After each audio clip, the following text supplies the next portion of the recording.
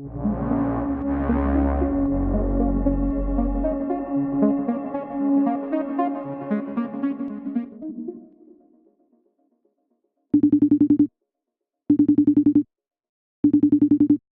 right, guys, let's talk about it. One of the most important things in the J-High universe. And I'm not talking about finding a boyfriend or girlfriend. I'm not talking about parents or friend drama. I'm not even talking about high-waist jeans, which, by the way, are the exact jeans my mom wore when I was your age, and I can't figure out why they're back. What I am talking about is something that you will beg and plead and scheme to get your hands on.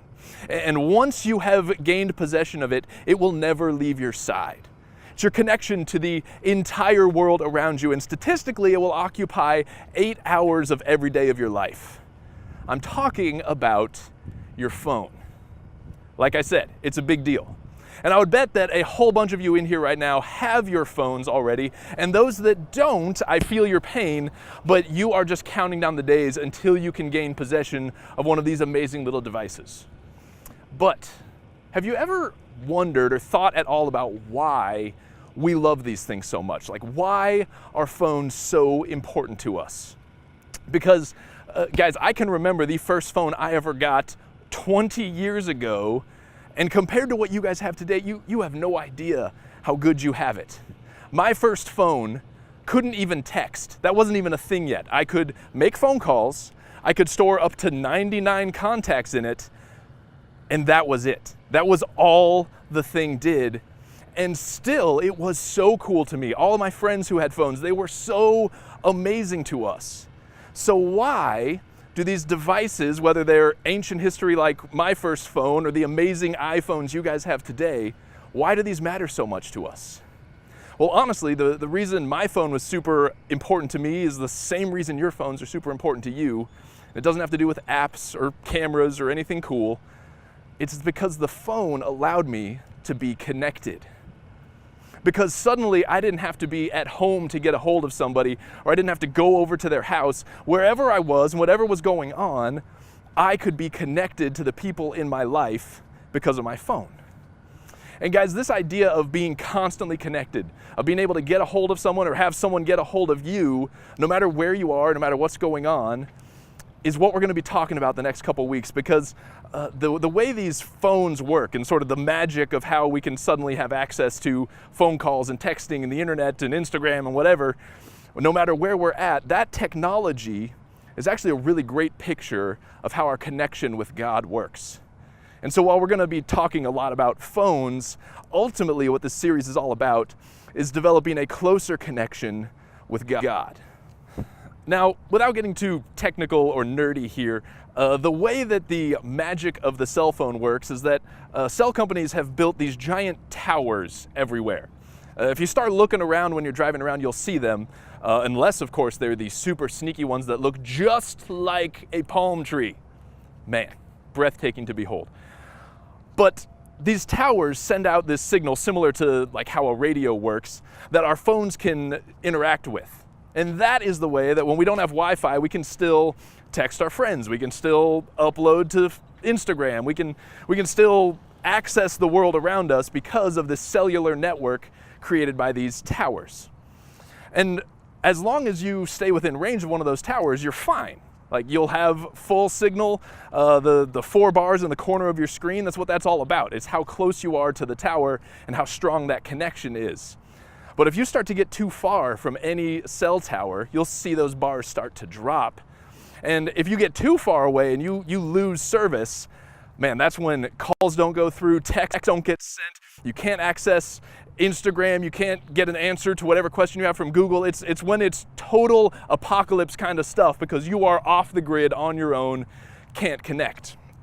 I know this because I just had this happen to me a few months ago.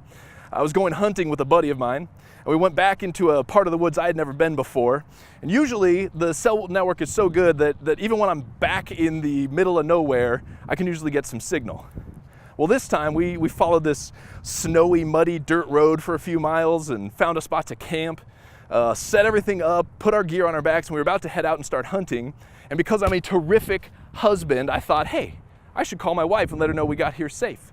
So I pulled out my phone and I saw what you never want to see in that top corner. It said no service. None. Zero. I had my buddy check his phone, same exact situation.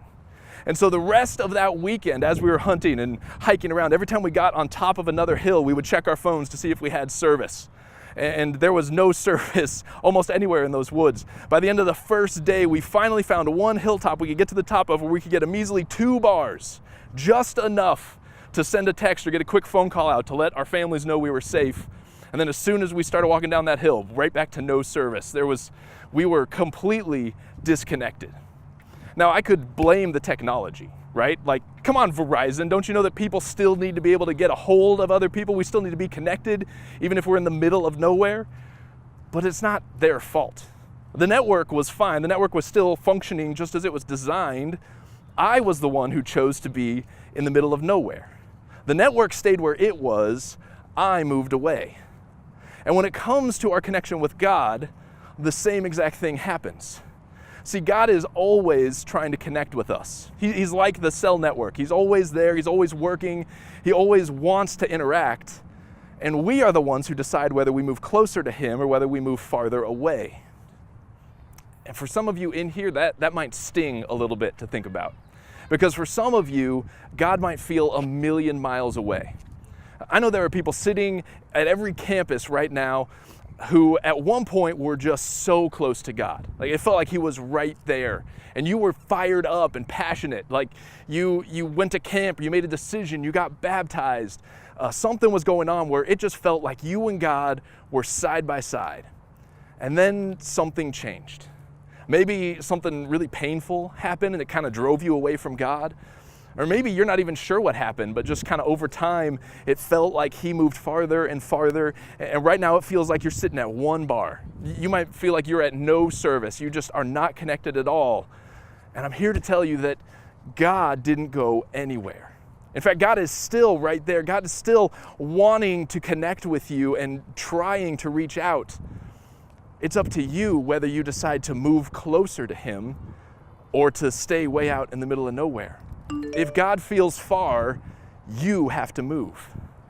In fact, one of my favorite Bible verses of all time gives a great promise about this. It's in James 4:8, and it simply says, "Come close to God, and God will come close to you." Guys, no matter where you've gone, what you've done, how far it feels like you've wandered from God, or just how long it's been since you even talked to Him, this verse promises that if we will take even the tiniest step His direction, He will come close to us and connect with us. But God never forces Himself on anybody. He's always there wanting to connect, but it's up to us whether we take a step and start moving closer to Him. If God feels far, you're the one who has to move. So let me ask you, when it comes to your connection with God, how many bars would you say you have? I mean, are you just full 4 bars, 5G connection, like everything is just great? It feels like God is right there. Or you may be on the total other side, where it feels like you're just struggling to hold on to one last little bar, one little bit of connection. Maybe you feel like you're just full on no service when it comes to your connection with God. However you would rate yourself, wherever you fall on that spectrum, let me just say that God has not gone anywhere. He still desperately wants to connect with you, and He's waiting for you to take even a tiny step closer to Him, and He promises that He will come close to you as well. And guys, what we're going to talk about the next 2 weeks is all about practically how to do that, so you've got to come back and don't come alone. But guys, just know that wherever you would rate yourself in your connection with God, if God feels farther away than you want Him to be, you have to move.